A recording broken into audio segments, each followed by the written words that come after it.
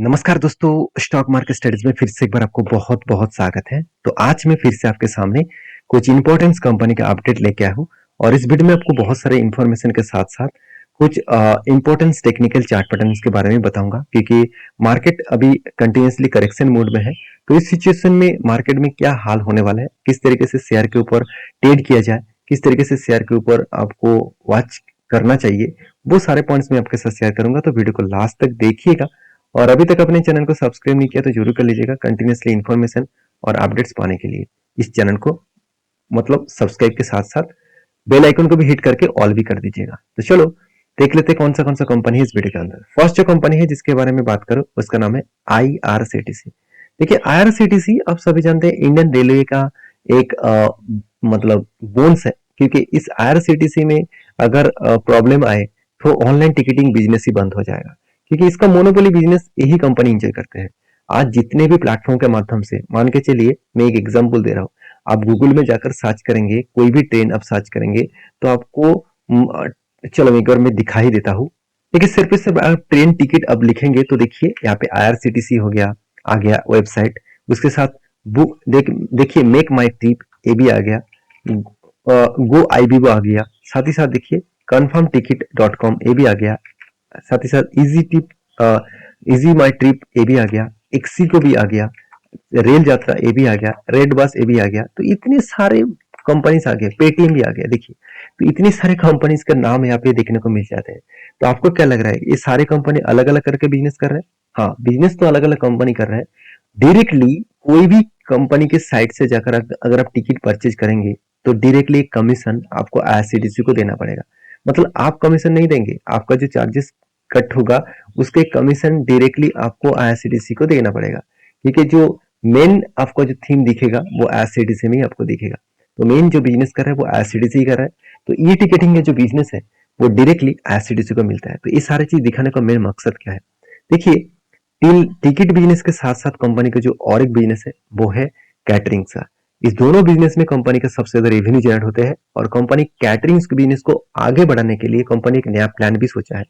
Company big deal क्या है, कुछ दिनों में एक वीडियो में आपके साथ शेयर किया था कि जोमेटो के साथ एक बिग डील हुआ है और जोमेटो के साथ जो डील हुआ है वो मेरे हिसाब से एक पॉजिटिव डील है, क्योंकि उस डील के कारण मुझे लगता है कंपनी में जो ग्रोथ और पोटेंशियल है वो और भी बढ़ सकता है। क्योंकि वो डील कुछ इस तरीके से है कि जोमेटो अभी IRCTC के साथ कोलैबोरेट करके काम करेंगे।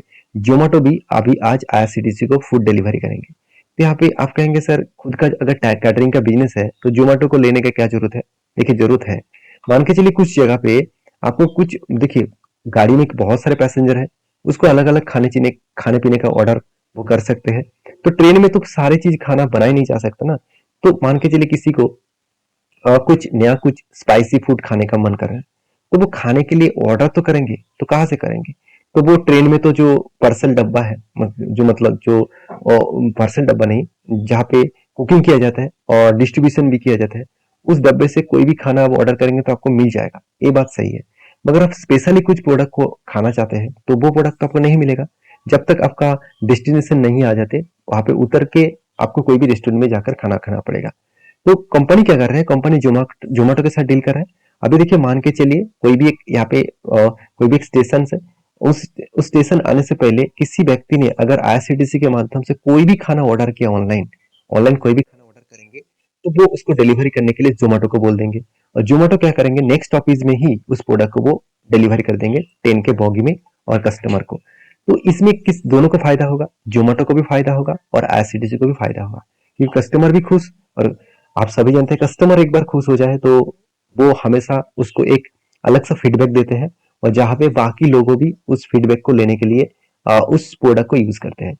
तो IRCTC के ये जो मॉडल्स है मुझे बहुत पसंद लगा। तो मुझे लगता है इस तरीके से मॉडल्स के हिसाब से आगे चल के और भी बड़ा IRCTC का धमाका हो सकता है। अभी IRCTC का जो क्वार्टरली रिजल्ट है वो फाइनली अभी तक नहीं आया। तो फाइनली रिजल्ट कब आएगा वो सबसे पहले बता दूं, कंपनी के रिजल्ट का डेट अनाउंसमेंट हो चुके हैं 29 नवंबर। तो अभी भी बहुत टाइम बाकी है। 29 नवंबर के डे में आपको रिजल्ट मिलेगा। तो उससे पहले देखिए कंपनी का परफॉर्मेंस किस तरीके से हुआ। देखिए कंपनी पिछली बार का जो धमाका रिजल्ट देखने को मिला था उसके लिए मैंने एक ट्रेड भी लिया था। उस ट्रेड मेरा फाइनली टारगेट भी अचीव हो गया। मैं आपको दिखाऊंगा कहाँ पे मेरा ट्रेड था। और यहाँ पे एक्सपेंस के बारे में बात करें तो कुछ एक्सपेंस भी कुछ इस तरीके से सिनेरियो देखने को मिला, एक्सपेंस कंट्रोल में था और कंपनी का प्रॉफिटेबिलिटी भी कंटिन्यूसली एक बढ़ता हुआ देखने को मिला था। और इसी के कारण मुझे लगता है इंस्टीट्यूशन खुद के होल्डिंग्स को इंक्रीज कर रहा है। देखिए इंस्टीट्यूशन खुद का होल्डिंग को बढ़ाया, एफएस ने बढ़ाया, उसके साथ साथ आप देखेंगे तो यहाँ पे डीएस ने भी बढ़ाया। तो एफएस और डीएस दोनों ने होल्डिंग्स को बढ़ाया और पब्लिक ने कुछ क्वांटिटी यहाँ पे बेचा और प्रोमोटर के पास जितना होल्डिंग्स था उतना ही होल्डिंग है। अभी जो मेन मुद्दे पे चले आते हैं कि कंपनी का बैलेंस शीट क्या बता रहा है। देखिए बैलेंस शीट के बारे में बात करूं तो रिजर्व तो बढ़ते चले जा रहे हैं, कंटिन्यूसली रिजर्व बढ़ते चले जा रहे हैं और कंपनी का कर्जा जो है वो कम होता जा रहा है। फिक्स्ड एसेट भी बढ़ा और कंपनी के बिजनेस के ऊपर पैसा भी कंटिन्यूसली वो लगाते जा रहा है। तो इसका मतलब कंपनी में अपकमिंग टाइम्स में अच्छा खासा ग्रोथ होने का चांसेस है। अभी डिलीवरी का डेटा दिखा दूं तो देखिए लास्ट कुछ फ्यू डेज में कंटिन्यूसली एक हायर लेवल का डिलीवरी देखने को मिला, 40 से 50% के आसपास डिलीवरी देखने को मिला। अभी आरसीटीसी के बारे में और एक बात मैं आपके साथ मेंशन करूं तो आरसीटीसी कुछ इस तरीके से परफॉर्मेंस किया, यहाँ पे शोल्डर बना, उसके बाद एक हेड बना, फिर से एक हेड, माफी चाहता हूँ, यहाँ पे कप बना, उसके बाद यहाँ पे हैंडल बना, 3 बार यहाँ पे हैंडल क्रिएट किया, फाइनली ब्रेकआउट भी हुआ और मैंने इस लेवल में एंट्री लिया और मेरा जो टारगेट था वो यहाँ तक 760 रुपीज और फाइनली देखिए पूरा का पूरा टारगेट देके ही वापस आया, पूरा का पूरा टारगेट देके वापस आया। और मैंने आपको बहुत बार बोल चुका, बहुत बार, और अभी भी मैं कहूंगा, बाद में भी मैं कहूंगा कि कभी कोई भी स्ट्रॉन्गली रेजिस्टेंस के पास अगर कोई भी शूटिंग स्टार जैसे कैंडल दिखे, कुछ इस तरीके से कैंडल दिखे, देखिए इस तरीके से कैंडल दो तरीके से हो सकते हैं। आपको हमेशा इस तरीके से कैंडल दिखेगा, इसको कहा जाता है शूटिंग स्टार कैंडल। यहाँ पे रेड कलर भी हो सकते हैं, ग्रीन कलर के भी हो सकते हैं, कुछ भी हो। ये शूटिंग स्टार अगर आपको दिखे तो सोचना उसके नीचे अगर कोई भी एंटी बने तो आपको नेक्स्ट रेजिस्टेंस तक वो सपोर्ट तक जरूर लेके जाएंगे। तो देखिए यहाँ पे एंटी बना और सपोर्ट तक आया, तो यहाँ पे मैंने कोई ट्रेड नहीं लिया क्योंकि डाउन साइड का मैं ट्रेड नहीं ले पाया और क्योंकि अप टाइम के हिसाब से ही ट्रेड लेना चाहिए। तो फिलहाल के लिए क्या सिनेरियो है, देखिए फिलहाल के लिए मार्केट में करेक्शन है तो इसलिए थोड़ा सा करेक्शन और भी हो सकता है, तो इसके लिए आपको स्टडी करके ही काम करना पड़ेगा। तो नेक्स्ट जो कंपनी है जिसके बारे में चर्चा करूं उसका नाम है आरवीएनएल, तो रेलवे विकास निगम लिमिटेड, जिसके ऊपर एक बहुत बड़ा अपडेट आया जिसके चलते मुझे लगता है आरबीएनएल के ऊपर फिर से एक बार धमाका देखने को मिल सकता है। देखिए आरबीएनएल के ऊपर एक बहुत बड़ा अपडेट आया, वो क्या है, RBNL share price obviously positive में है, नेगेटिव में है, कुछ भी हो, यहाँ पे एक बहुत बड़ा कंपनी को प्रोजेक्ट मिला, ऑर्डर मिला, वो कितना है, 420 करोड़ का। तो विनिंग जो रेट्स है कितना, 420 करोड़ का टोटल ऑर्डर यहाँ पे मिल चुके हैं और इस 420 करोड़ का ऑर्डर जो मिला, इस ऑर्डर के बेसिस में कंपनी में अच्छा खासा यहाँ पे क्या बन रहा है, एक अच्छा खासा प्रॉफिटेबल ट्रेड बन सकते हैं। तो प्रॉफिटेबल जर्नी यहाँ पे देखने को मिल सकता है क्योंकि जितना ऑर्डर मिलेंगे उतना ही कंपनी का बिजनेस बढ़ेगा और जितना बिजनेस बढ़ेगा उतना ही कंपनी आगे चल के बड़ा हो सकते हैं। तो मैं जरूर कहूंगा इस कंपनी के ऊपर फोकस रखिएगा क्योंकि कंपनी के ऊपर लास्ट कुछ फ्यू डेज में कंटिन्यूसली डिलीवरी, एक पॉजिटिवली डिलीवरी देखने को मिला है क्योंकि जब 22, 23, 26% के आसपास डिलीवरी उठाया जा रहा था उस टाइम में कंपनी 38 to 40% का डिलीवरी उठाया जा रहा है। इसका मतलब थोड़ा थोड़ा करके क्वांटिटी ऐड किया जा रहा है क्योंकि देखिए एक सी जगह पे कंपनी अभी है। तो फिलहाल के जो सिचुएशन है यहाँ पे कप विथ 100% से बना, फाइनली ब्रेकआउट भी हुआ और टारगेट भी हुआ। तो मैंने आपको ये भी मेंशन किया कि ये जो रेंज है इस रेंज के ऊपर कुछ टाइम तक वो यहाँ पे वेट कराएंगे आपको, इस रेंज के अंदर कंपनी कुछ टाइम बिताएगा, उसके बाद मुझे लगता है एक करेक्शन भी हो सकता है। देखिए वॉल्यूम किस तरीके से डाउन हो रहा है, इसका मतलब यहाँ पे थोड़ा सा अगर टाइम बिताए और उसके बाद अगर ब्रेकआउट हुआ तो सोचना एक बड़ा मोमेंटम देखने को मिल सकता है।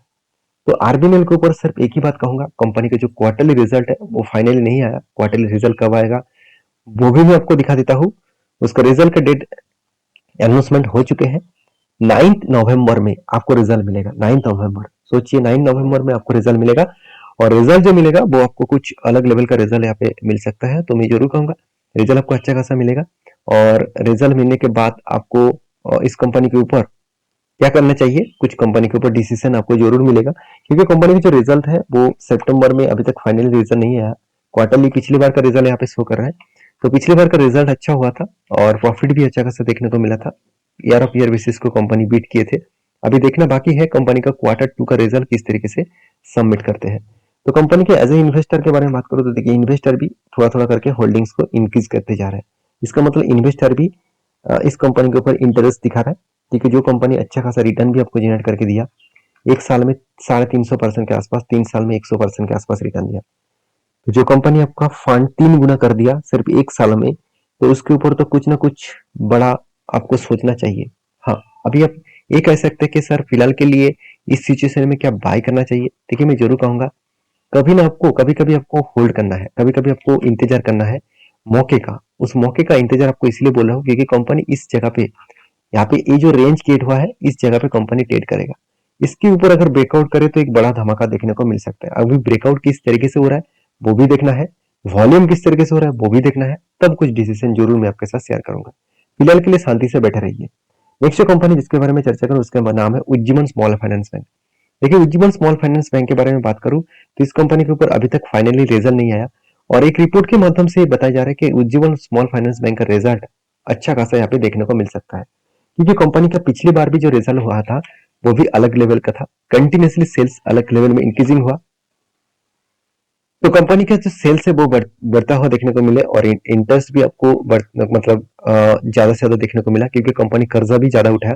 देखिए बैंकिंग सेक्टर में ज्यादा से ज्यादा कर्जा उठाया जा रहा है, इसका मतलब बैंक बहुत ज्यादा लोन कस्टमर को दे रहा है और बहुत ज्यादा लोन देने के कारण बहुत ज्यादा इंटरेस्ट कंपनी को मिलेगा और बैंक को मिलेगा। उसी इंटरेस्ट से कंपनी का ग्रोथ होगा। तो यहाँ पे जो सेल्स आपको दिख रहा है, कंपनी का प्रॉफिट जो दिख रहा है वो कहाँ से है?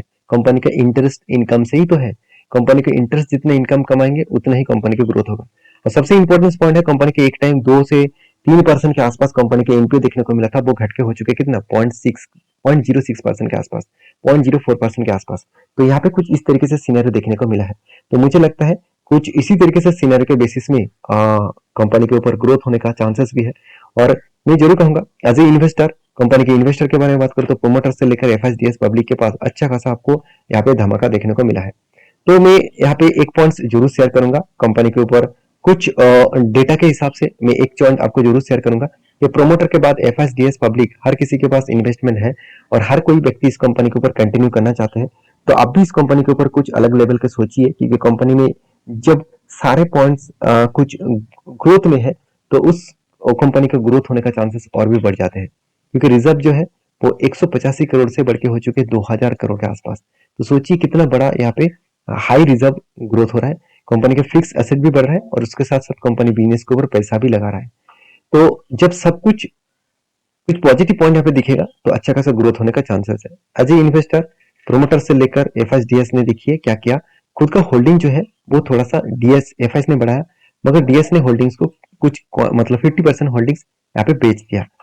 अभी कंपनी के लास्ट के फ्यू डेज का डेटा दिखा दूं तो कंपनी का जो डिलीवरी का डेटा है वो थोड़ा थोड़ा करके डिलीवरी उठाया जा रहा है, उतना ज्यादा भी नहीं उतना कम भी नहीं।